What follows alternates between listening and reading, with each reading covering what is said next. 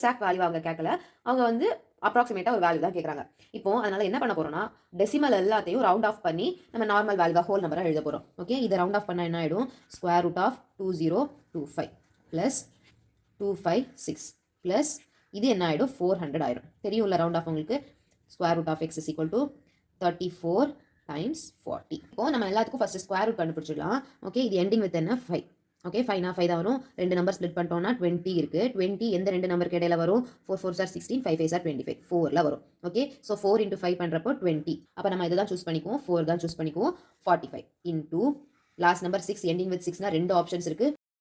4 4s are 16, 6 6 are 36.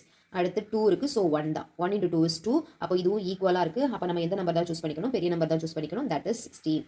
plus 400க்கு தெரியும் 20 into root x is equal to 34 times 40. 34 into 4 na 16 balance 1 12 13.